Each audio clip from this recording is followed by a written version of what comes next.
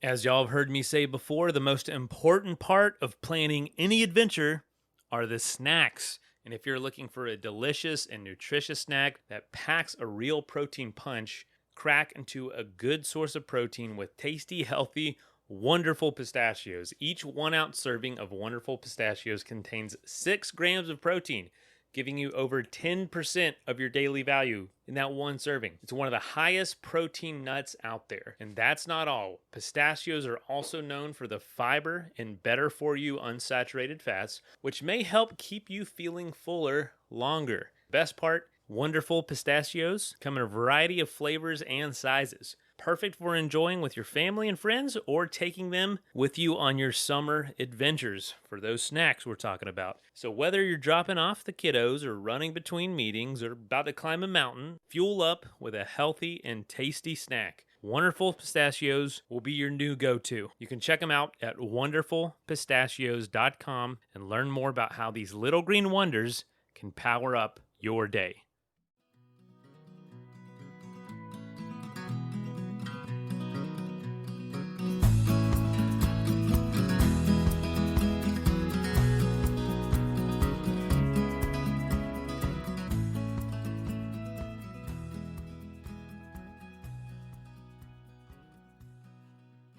Hey folks, welcome to the Adventure Sports Podcast. I'm your host, Mason. Happy Thanksgiving to those in the U.S. I imagine a lot of y'all are not listening today on Thanksgiving. A lot of travel. We always see a little dip around the holidays in listenership. But if you are, thanks for joining us. Today's episode is kind of fun. It's a throwback to one I saw in our archives talking about fire lookout towers. You might have seen these. I know I have a lot of them where I live.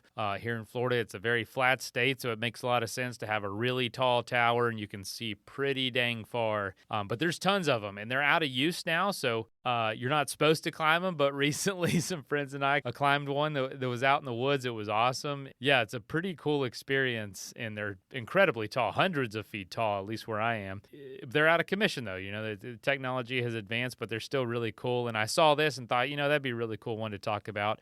Amber here is from Seattle, Pacific Northwest. They also have fire lookout towers, kind of a different setup, and there are some that you can go visit and stay in. It's really, really amazing. And you may have seen famous pictures of them, but thought this would be a really cool episode to throw it back to. Curt is the host of this episode, originally from 2018. So let's go ahead and dive in.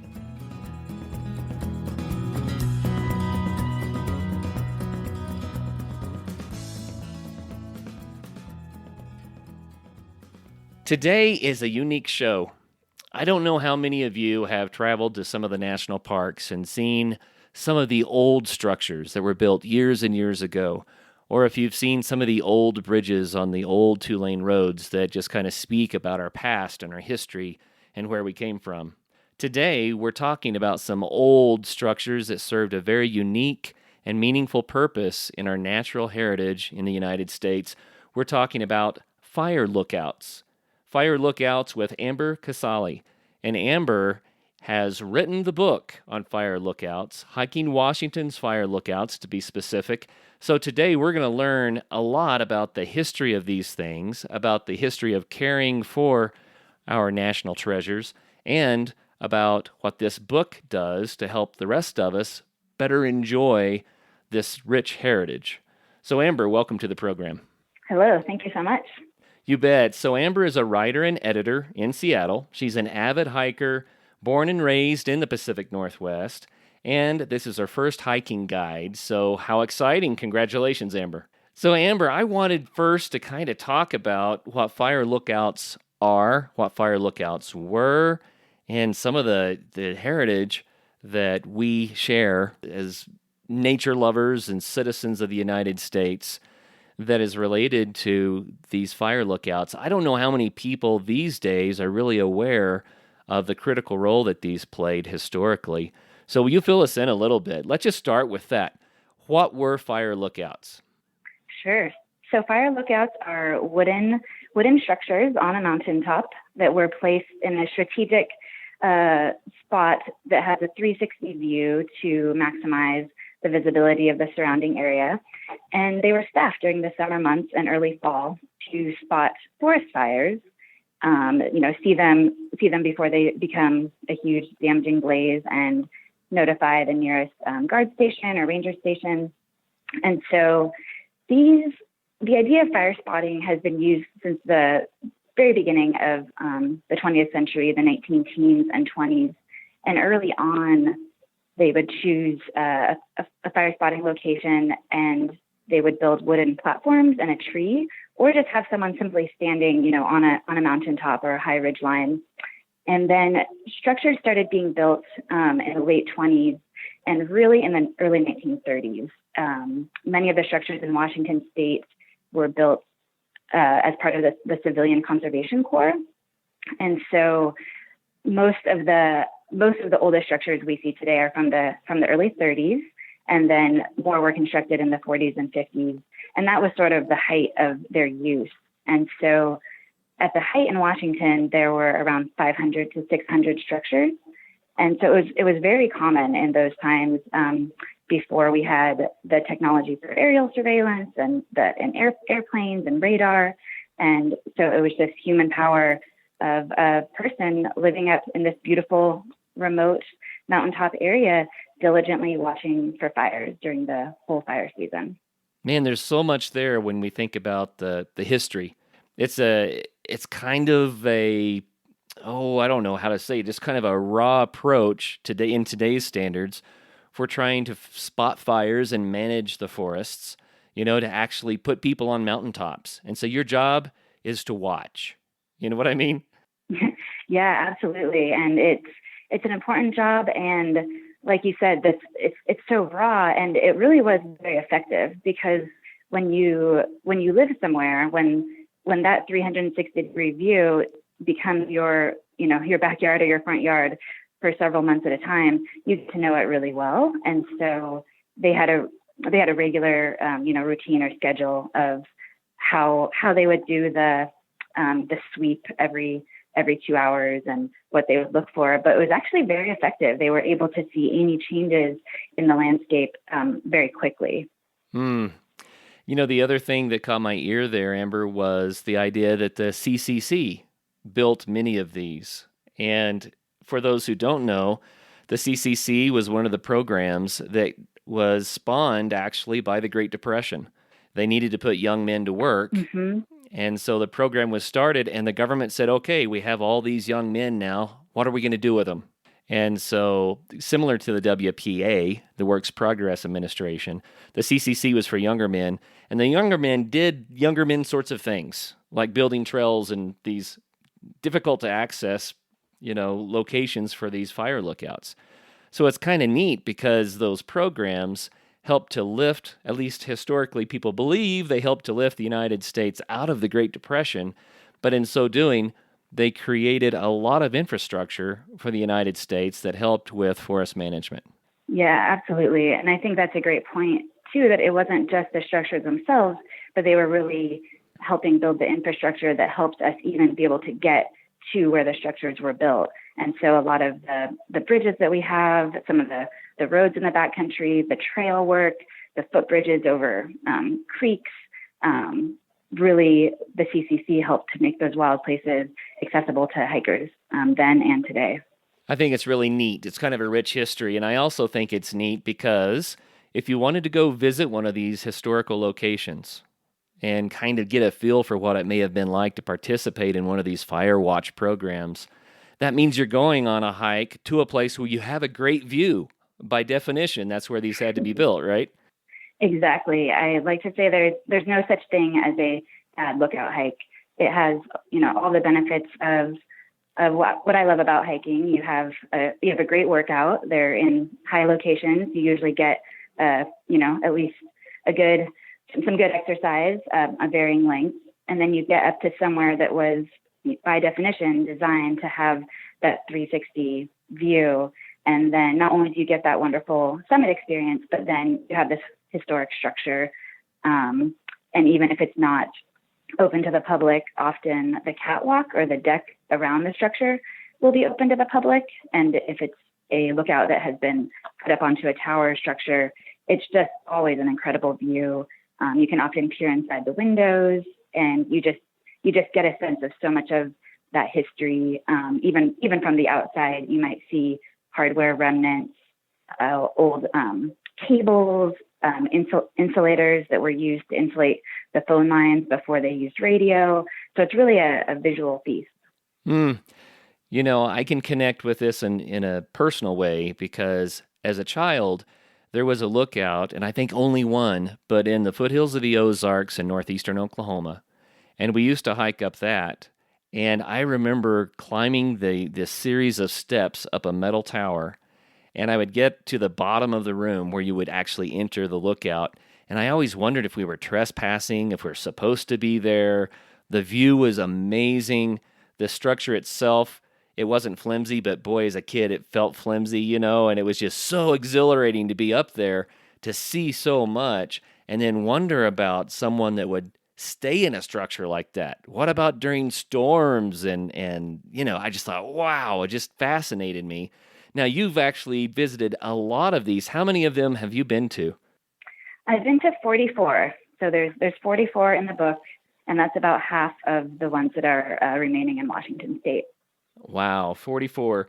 And you mentioned whether or not you can access them. So different ones probably have different regulations on them, but how many are open to the public? Ooh, that's a good question. I don't have the exact number off the top of my head because they vary a little bit by how they're managed and sort of what level you can access them. So like I said, some of them, the deck is unlocked. You get this great view, but the lookout itself is locked. And then depending on if that lookout, some lookouts are used as needed. So for example, in the Park Service here in Washington, we have Mount Rainier National Park and the North Cascades National Park. Those are not used full-time during the season, but if there was a need, if there had been a big lightning storm or a known fire in the area, the Park Service may send staff to go monitor it for a few days at a time. So if you happen to be there when staff is there, then it would be accessible. So it fluctuates a little bit, and then some of them are unlocked and open for day use. You can go in and see the furniture and sign the logbook, and then some of them are open for overnight stays on a first-come, first-served basis, and then some are also open for volunteering. And the Forest Service might partner with a local trail agency or a third party to help coordinate people being like volunteer interpretive guide on the weekends. And then there are 6 that are actually still staffed in the traditional style by a full-time staff person for the summer. Let's talk about the staffing of these a little bit. I have so many questions. I don't know why, but this whole idea just seems so romantic to me. It just captures my imagination. You mentioned that there are 500 to 600 structures at one point, and I'm thinking that's 500 to 600 people or more, right, that had to staff these in these remote locations for extended periods of time. I think things like isolation and probably difficult living conditions in a lot of the cases. What can you tell us about what it was like during the peak of the program to actually be a part of this? Yes, exactly. It was really varying conditions. So I think that anyone who was a lookout staff must have been just a very very independent and hardy soul. They had to contend with really changing weather conditions.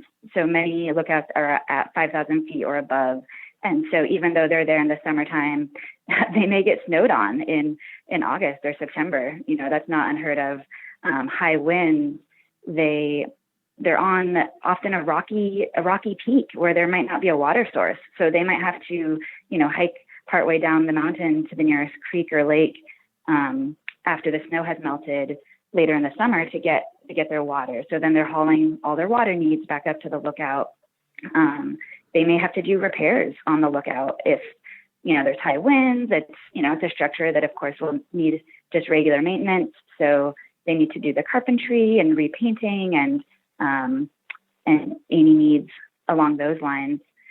And then the isolation for sure. I think, they really had to have sort of a mental strength and fortitude, even though these are really beautiful places. And as anyone who loves to hike knows, being in the backcountry feeds you in a certain way too. And there's animals, and the weather is changing, and there's a lot to interact with. But without that human interaction, you're just in a really different mental state. And so I think that the staffing position drew a lot of thinkers and writers.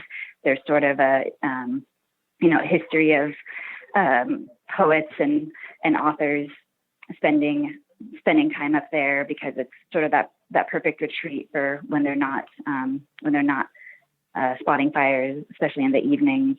And there's one other point I wanted to say. About just being so far removed, and not only from people but from their supplies. I think there's some great stories around how they had to ration food, and a book that I read during my research is by Ira Spring and Byron Fish about the lookout history in Washington. And there's a great story about a lookout who he had his supplies of food for all summer, and he was out, for a few hours repairing a trail or something. And some hikers came upon the lookout and saw that he wasn't there, and knew that it was this man living alone, and decided to make a batch of fudge for him. So, a couple hours later, he came back, and they're like, we know you're out here working hard. Here's some fudge. And and the story says, he was very happy it was good fudge, but he didn't have the heart to tell them that they had used his summer supply of sugar. Oh, no. So, things are rationed, and different lookouts had different degrees of how often they were able to be resupplied, how often a visitor would come either for fun, or someone who worked for the Forest Service to come and say hi and bring provisions. There's another great story about I think the lookout that's no longer standing, but it was a few miles from a town, and it was a young man, probably in his late teens or early 20s, who was staffing it. And this was probably in the 50s. And it says that he was dating a girl in the local town, and he would run down the mountain on Saturday nights to go to a dance and take his girlfriend to a dance, and then run back up like these several miles late at night in order to call in and be ready for his post on Sunday morning. So, the staff made it work for them, and had varying degrees of how cut off they were. And because of that, it was customary for many years, and I'd say still today, to actually bring a gift to the lookout staff. Because if you're a hiker going there, that this staff person might not leave the lookout all summer. And so it's customary to bring them something that they wouldn't be able to get easily. So, a dessert or fresh fruits and vegetables, anything that would be a nice treat for them as a way to ease their isolation and say thank you. Let's take a quick message break and hear from the folks that help make this show possible. The best travel gear isn't born in a factory. It's inspired by journeys taken by real people exploring the world. That's why I love Rourke. Their team pulls designs and inspiration straight from the places they travel and have adventures. And for over 10 years, they've been exploring the globe to seek adventures on the road less traveled. Everything from surfing waves on remote island chains to exploring the streets of Jakarta, the Scottish Highlands, and almost everything in between. Rourke has developed options for you. I'm actually wearing the Rourke Bless Up breathable stretch shirt right now, and I was wearing a Rourke shirt yesterday. I'm traveling right now, and you could probably hear the echo in the room, but I was at this event. This guy was speaking, and he looked down at me and pointed at me right in the middle of his talk and said, "Nice shirt." And I was like, "Thank you very much." It was a Rourke shirt, and I've got my Accomplice Mule 45-liter bag. I love it because it can hold all my podcast gear, take it on the plane, but also holds extra stuff. I can put some clothes in there too, and if I didn't have my podcast gear, it could probably hold everything I needed for this trip. And it's water resistant. I love that. So Rourke offers durable, comfortable styles inspired by the places they've been. And they've got their latest collection, the Hokkaido, featuring Japanese prints and patterns and Japanese manufactured Kaihara premium denim. So if you're traveling, Rourke has the gear options. And for a limited time, if you're a listener of the show, you can get 15% off your first order. Go to Rourke.com. Use the code ASP15 at checkout. That's ROARK.com and use the code ASP15 for 15% off your first order. I love to cook. I am the designated chef of our home. I do most of the cooking. I'd say 90%. But, it's crazy. Sometimes life is nuts. We got 2 little kids. I've got 3 podcasts and full-time job and everything else. And it gets a little hectic. And sometimes I just need an easy and convenient way to make dinner. And that's why I love Green Chef. They offer nutritious, easy to make meals in 30 minutes or less in really good portions, which I'm always worried about. I'm a big guy. I like to eat. And they make it for every lifestyle, very sustainable. They offset 100% of their delivery emissions, and they deliver meal kits right to your door. And everything is in that bag that you need to make a great meal for you and your family, your friends, whoever. I got Green Chef last time we had a baby, and it was awesome because we had a bunch of great meals that were really healthy, really, really delicious, but also very easy to make. We didn't want to eat a ton of fast food or just, frozen dinners for the next few weeks. So if you're interested for Green Chef's best deal of the year, get $250 off with code ASP250 at greenchef.com/ASP250. Again, Green Chef's best deal of the year. Get $250 off with code ASP250 at greenchef.com/ASP250. Green Chef, the #1 meal kit for eating well. Between adventures and crazy trips all around the world and in the swamp or wherever, our guests and podcasts take us, I actually love spending time hanging out on the couch with my family. We just got our first TV, and one of the most crucial pieces of items you need when watching a movie together or hanging out in bed and watching a show as a family is a good blanket. And I have not found anything close to the Barabee hand-knitted weighted blankets. They're so cozy, so comfortable. The kids love them. I fall asleep pretty much every time we turn a movie on with that blanket on because it's just that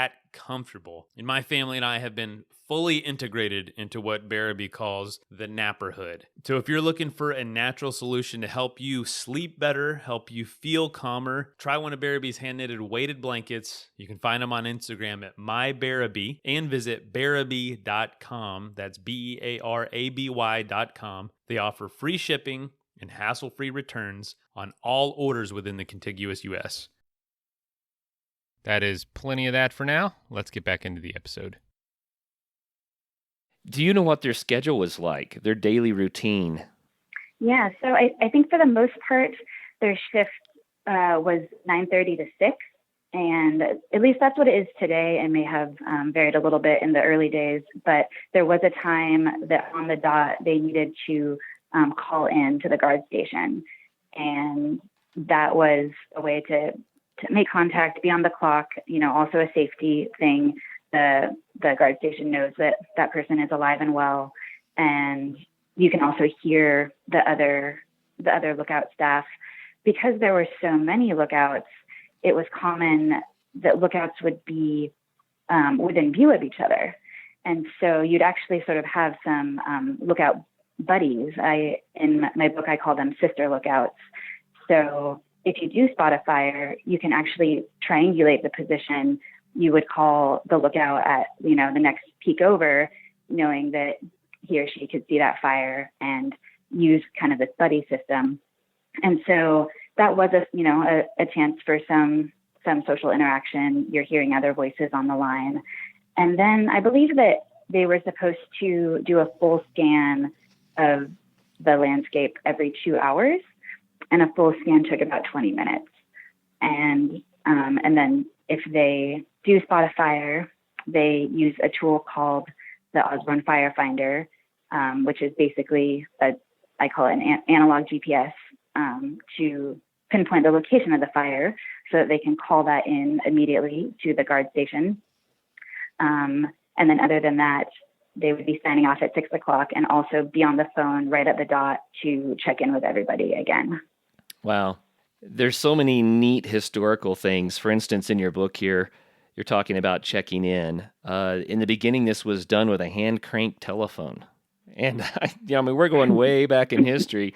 And I just glanced here. I think this is so cool. The phone lines would get broken by weather or what have you. I can imagine lightning strikes and trees blowing into the lines and wind and icing and everything we deal with today. But these were older systems that were more fragile. And it says that if the phone line broke, then someone would crank the telephone while another person walked and kept grabbing the phone line. And if they didn't get shocked, then they knew they had found the break. So I thought, well, that ought to be fun. Just hike along and grab the line and see if you get a jolt or not. If you do, you keep going. Wow. Yeah. Those were different days. Very rustic technology. And, the book here, it goes into how that eventually became radio and then more sophisticated ways of communicating. But still, how fun. Mm-hmm. Yep. And like I was mentioning with the fact that their job is more than just the fire spotting. So definitely a lot of upkeep on those phone lines back when, like you said, a limb could fall or anything could happen. So they had to do all the kind of auxiliary tasks in order to make sure that they could call in that fire if needed. Yeah. Fascinating stuff to me for sure. So what about current day? A lot of these are no longer used, right? Most of them are no longer used. But how are they spotting fires now, and how many of these fire lookouts are still actively used today? Do you know? Yeah, it's 6 that are still staffed full time by traditional, park or not park, but Forest Service employees. So really, that how it was done in the 30s, still being done today. I believe it's about 6, and those ones are all. It will mention that in the chapter of the book if that's one of them. And those ones are really just a treasure to be able to visit if you can catch the lookout staff. Everyone I've met was just very friendly, very willing to talk about their experience and show the firefinder and how it works, talk about the building, show historic photographs if they had them there. One of them at Alpine Lookout has a cooler, like a chest cooler, with old photographs in it, and they're kept in the cooler, I think, to help preserve the not let too much moisture get to the photographs. And so it's really, really wonderful if you can catch someone. And these days they do have days off, and so I think they commonly work 5 days a week, and then we'll have 2 days off, and not always on a weekend. So know that you might go and not necessarily catch someone, but if you do, it's a wonderful treat to be able to talk to them. And then apart from those 6, there are ones that are staffed by volunteers. And if that's something that interests you, you can contact the appropriate agency and sign up to actually be a volunteer lookout for just for the weekend. Those are usually 1 or 2 day shifts that where a citizen has a chance to be back there, to stay on the lookout, and maybe not necessarily spot fires, but to be a backcountry presence and to sort of provide that point of contact for hikers and visitors to the lookout. Well, that sounds very fun. I could imagine, like you mentioned, it was a great place for writers to be. I can imagine if someone like yourself, who is a writer, I think it'd be so fun to go do that and just to have that quiet and that view. And to me, that would be inspiring, Absolutely. I would love to be able to just spend a summer up in one of those writing here in Washington State. The more well-known ones are Desolation Peak, where Jack Kerouac was staff for one summer and wrote about it in a couple books, and then Gary Snyder. And I think it really is that extended time and that just that different state of mind that you're able to get into, and the knowing of a place. I think there's so much value with having that really sort of intimate time to be in one location. And as much as I love hiking, but by definition, you're constantly moving. And even today, if you can't spend a summer, even if you don't spend the night, the lookouts are just wonderful places to even just sit on the deck and, spend a few hours contemplating or doing your own writing. And that's one thing I would remind folks. And this was something I found constantly doing my research, was that I really did need a little more time for lookout hikes than I might for other hikes, because it's somewhere that you really just want time to soak in the summit, soak in the lookout, and enjoy spending a little bit of time there. I want to come back to the specifics about this style of a hike, because I think there's some unique things about it. But before we go there, will you tell us a story about one of your experiences hiking to one of these lookouts? Maybe it's your first one, or maybe it was one that was just particularly impactful. But just give us the story of what it was like for you. Sure. Let's see. Oh, good question. Oh, so many. Well, I'd say one of my more dramatic experiences was hiking to Three Fingers Lookout that's outside Granite Falls in Washington, sort of north central Cascades. And that one, the Forest Service road is closed for 9 miles before you get to the trailhead. And so, just getting to the trailhead is a bit of an extra haul. You really have to want to get there. So it's close to cars, so you can either backpack in those extra 9 miles each way, which is, significant mileage. And so many people decide to bike in. So, a friend and I biked in with our backpacks on, locked our bikes to a tree near the trailhead, and then hiked in. And it's just a beautiful, beautiful hike in. It was in the fall, early fall. So we were able to do some mushroom foraging, and it was just a beautiful location. And you get up to a gap, a tin can gap, the point where you can first spot the lookout. And it is just on this, this very precarious, tiny summit. It's like a spire that you can't believe that that a structure is built on there. And there's a permanent snowfield that you have to cross in order to get to the base of the lookout. Or if the snow is melted out enough, it's a little bit of a rock scramble. So just physically, it was really, it was a lot of work. It was a really solid day. We were getting there toward the end of the day and planning to spend the night. And the final stretch of getting to the lookout is first a little bit of a ledge that drops off about 1,500 feet to the glacier below. And it's a wide ledge, but it's still like you don't want to misstep. And then you get to 3 wooden ladders. And these are original ladders from the 30s that are bolted into the vertical rock. And so you climb these 3 ladders.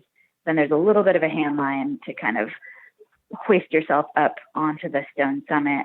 And the lookout probably takes up 80% of the whole summit area. You actually can't even walk around the side of the lookout to get to the back of it. You come up on the front, and if you want to get to the back, you have to go through the building because the edge of the lookout is flush with the summit. And this one was the only one that would possibly require technical skills with the snowfield. We did bring an ice axe and crampons, and this one is definitely not a typical hike in the book. The other hikes are more straight walk-ups, but this one really stands out to me because, the harder you work for something, the greater the reward. And so we got up there at the very end of the day, and there were 4 other people, two groups of 2 already there who were planning to stay the night.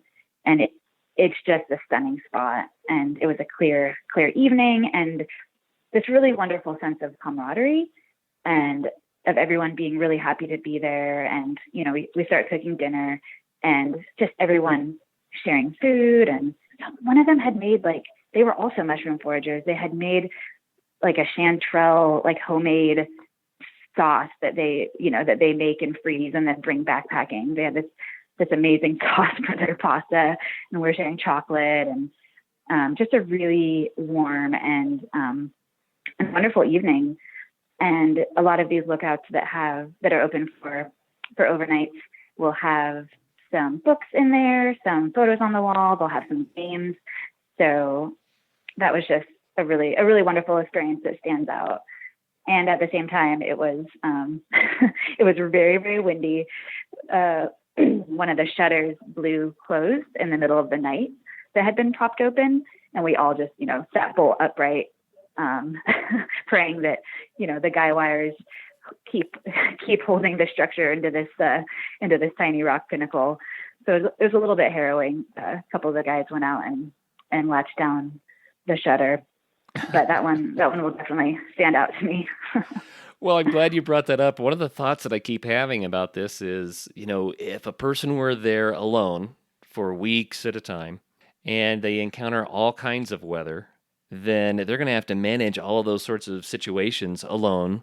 And there are going to be a lot of them, I would expect, where the surprise happens in the middle of the night or even in the middle of the day, and you have to take care of it. So I just think, well, and that reminds me, I looked in your book here, the lightning stools.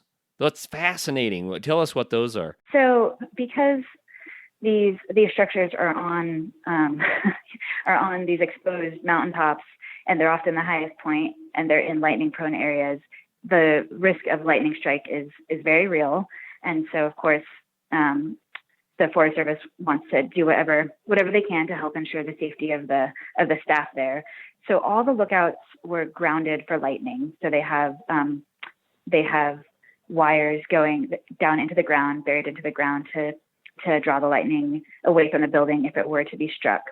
And so, in addition to that, though, every building needed to have some piece of furniture that was insulated from the lookout ground in case it got struck by lightning to further stop any transfer to the person. So every lookout had what was called a lightning stool, and it's just a small, maybe barely a foot wide, low to the ground stool with 4 little feet. And they'd have glass, almost like little booties, these glass insulator cups on the bottom. And they were instructed to stand on the lightning stool during an active lightning storm for the whole duration of the lightning storm. So I read that could definitely be uncomfortable for the staff. It's a tiny stool, and often, lightning could be in the middle of the night. Maybe you just want to lay down and go to sleep, but you need to stand on your stool at 4 a.m. So it was for their safety.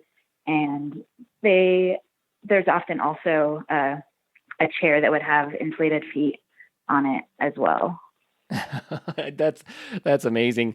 It reminds me of the punishment that back in those days a lot of school children had, where they had to go stand in the corner, And I think, oh, great. Just to make matters worse, you have to just stand in the middle of the night when you'd rather be sleeping on top of your lightning stool. But anyway, I think it would have to take an awful lot of fortitude to staff one of these locations. I really do. Absolutely. For those who may be listening and that don't know a lot about lightning, most people that get injured by lightning are not necessarily injured by the lightning bolt itself. It's all the currents that are generated in the vicinity of the lightning bolt by the expanding and then collapsing electromagnetic field that generates electricity in any conductor around. And so even a lightning stool wouldn't protect you from a direct hit. So don't think that that's going to do it for you. I think it's the combination of the lightning rod that was well grounded that would take the majority of the energy away from the structure and away from any personnel. And then the secondary currents that are generated, maybe those could be absorbed or insulated by something like the lightning stool. But, people often think, well, I have on rubber boots, so maybe the lightning won't get me. But it doesn't work that way. Yeah. So. And I didn't talk extensively with the lookout staff about their experience with lightning strikes, but I know that it does happen. And one of the lookout staff told me that he had been in a lookout when it was struck, and he wasn't harmed. Everything was fine, but he did say it smells like sulfur. Yeah, that's kind of wild. I wonder why. Yeah. I can certainly understand the ozone smell. I've smelled that plenty of times backpacking in a storm, but the sulfur, it must be that it interacted with the rock on the mountaintop. Yeah, something like that. Wow. Wild.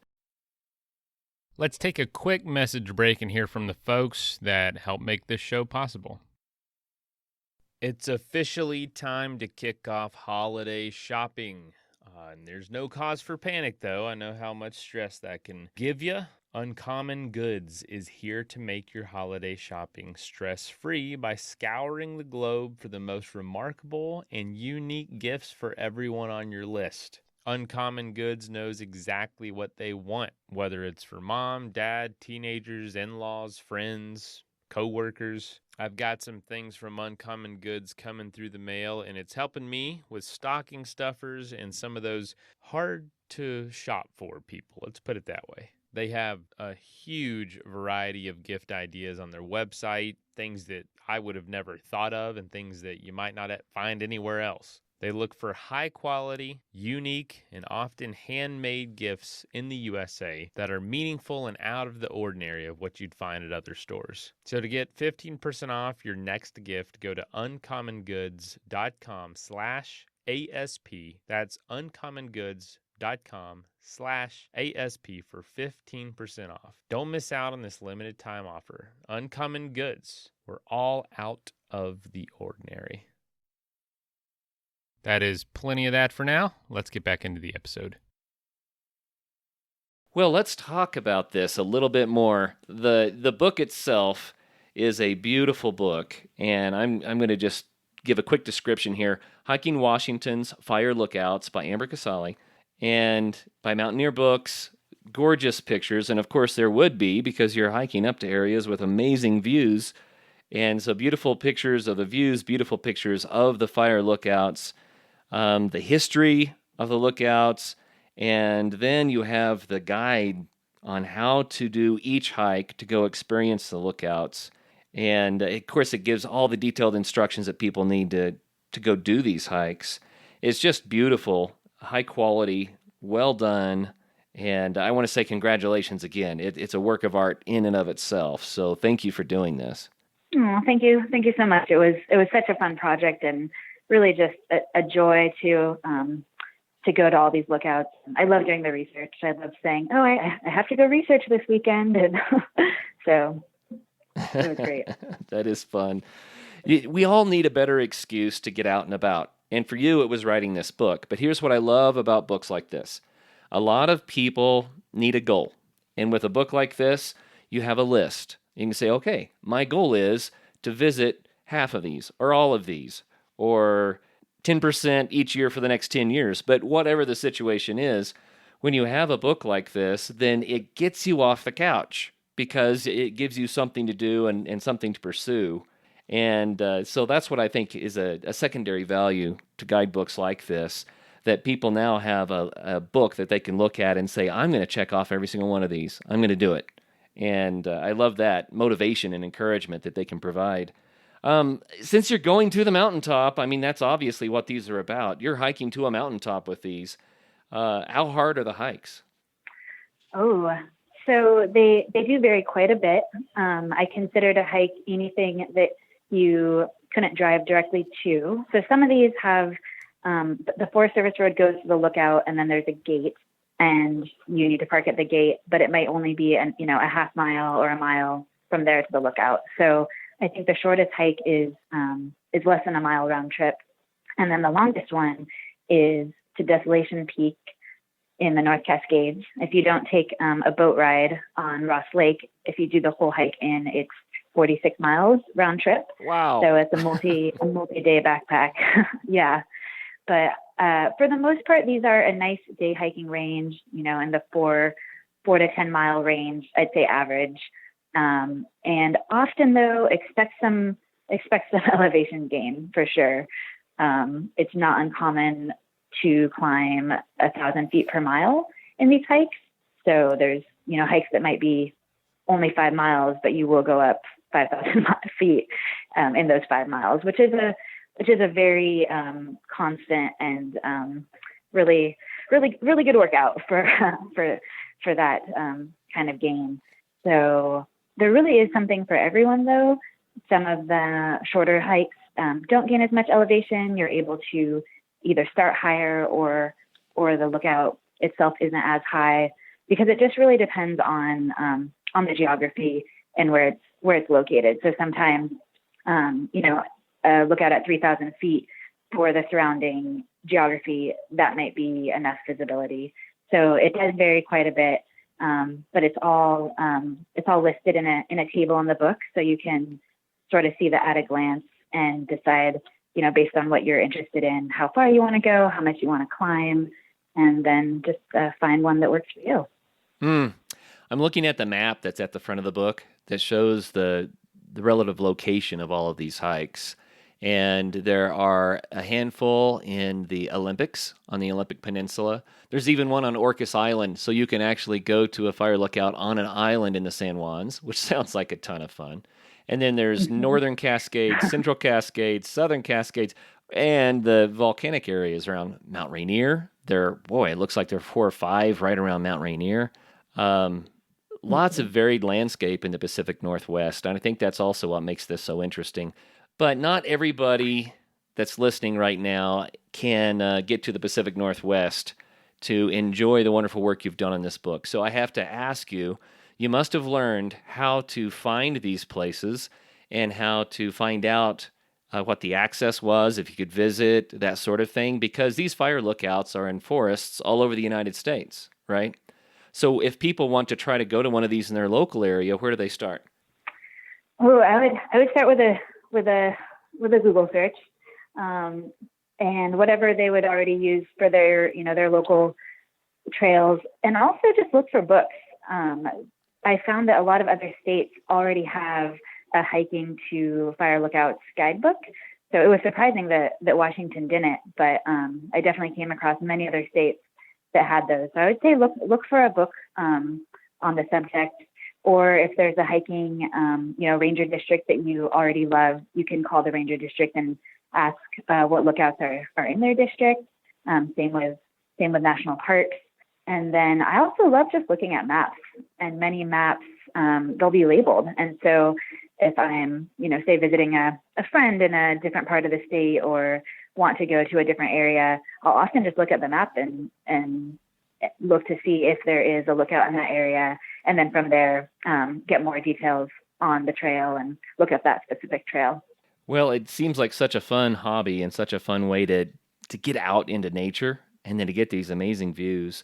Do you have one of these in Washington that is one of your favorites? I don't like to ask people for the very favorite because that's so hard to figure out. But tell us about one of your favorites. I really love one called Alpine Lookout, and that is on the eastern slope of the Cascades, over Highway 2, Stevens Pass. You come down onto the east side before Leavenworth is a major town, and so it's a bit of a drive from Seattle, but definitely doable as a day hike, or a great place to stop if you're already headed over to the east side. And that one is just a really beautiful summit area. I mean, they all are, but the view from there, I really enjoy. And that one is staffed. And so I just had a fabulous time talking with the staff person. That was actually the one where I had a chance to see some of the old Forest Service photographs inside the cooler. And there was actually a panoramic photo that had been taken from the rooftop. And I mean, I think this was from the 30s or 40s. I had no idea that we were even doing panoramic photos back then. But just that confluence of the history with your experience today, I found just really, really lovely. I can see that. Just to give the listeners a little bit more insight into the book, this is the kind of stuff you're going to find. I just randomly opened the book, and the sentence that popped into my eyes was, "You get to take in views of Mounts Rainier, Adams, and St. Helens from the highest point in the Sawtooth Range." And I'm just like, yeah, that's the thing that sounds so cool to me, is that, man, you just randomly open this up, and it's like, oh, I've got to see that. And you turn the page, and no, I need to see that. And you turn the page, and oh, man, I've got a lot of hiking laid out before me here. Like you said, too, every area is so different. And in the South Cascades, we don't have the dramatic clusters of, pointy, jagged granite peaks like we do in the North Cascades. But at the same time, in the South Cascades, you have these really dramatic views of our volcanoes punctuated. So, yeah, just different visuals in different parts of the Cascades. Well, you know what? I've asked this question to so many different guests, but I'm going to ask you too because everyone has his or her own reason. The question is, why do you hike? What has it done for you? Oh, that is a good one. I think it's just the combination of so many different things that I enjoy in one activity. So I like being active. I like just the pure physical challenge of walking uphill with a backpack on. I like both spending time with friends and the time I spend alone. Actually, in the book, I did about half of the hikes with other people and half on my own. And the chance to explore our state, it's been something for me that the more I learn, the more I realize I don't know, and the more I want to do. And I mean, Washington is it's vast. The Cascades, it's a lifetime of exploration and amazing trails and more things to see. And so, like I was mentioning earlier, with having time to just spend at the summit, I think it's just the chance to really connect with a place and appreciate its beauty, appreciate the natural world, and continue to educate ourselves. I really like to bring a field guide when I go hiking, and I try to identify the native plants. I'm slowly learning more about mushroom foraging, identifying new animals and wildlife. So I think just the combination of all those wonderful things that really, really add to a sense of connection and just appreciation for our land. Good answer. Very well said. Thanks for that. Well, where can people get a copy of the book? Everyone's going to be chomping at the bit now. Yeah, it should be available in major bookstores like Barnes & Noble, REI, and online. It's available directly through the publisher, Mountaineers Books, also IndieBound, Amazon. So, and if there's somewhere that you want to see the book and it's not, you can let the Mountaineers know, let me know through my website. It's ambercasali.com. We definitely want to make it accessible for people in smaller, maybe in smaller cities also. Wonderful. And is the book already out? It comes out on May 1st. On May 1st. So our episode will air, a couple of weeks from now, probably, maybe a little bit sooner than that. And so that means for the listeners, the book is there. You can jump online or go to a local bookstore and get a copy today. So that's fantastic. And I love the website, by the way. I'm just kind of looking at your photo gallery and stuff like that. That's ambercasali.com, and that's CASALI. So ambercasali.com. Well, Amber, thank you so much for sharing this with us, coming on the show and letting us know about this amazing resource. Yeah, thank you so much for talking with me today. I'd love to share the Lookout Love with anyone who's interested. So I hope that you and other folks are able to get out and enjoy them this summer, either in Washington or wherever you're listening from. Thank you. So many things to do and so little time, but maybe this is going to be someone else's thing, like it has been yours, Amber. I hope so. Yeah, it's just a beautiful book. Beautiful book. And to all the listeners out there, as always, make sure that until the next show, do find your thing. Get a copy of this book. It's worth having even if you never take a hike. But get out there somehow and have some fun. First of all, thank you so much for listening. It means the world to us that you choose to listen to this show. If you'd like to help us further, you can leave a review on iTunes, share us with your friends, your family. It goes a long way to grow in the show. You can also support us financially through patreon.com/adventuresportspodcast. Link is in the show notes. And also, if you have an idea of who could be a good guest for the show, we're always looking for people to tell their story about the outdoors or adventure. So if you know someone, please reach out. Email us at info@adventuresportspodcast.com. And until then, get out there and have some fun.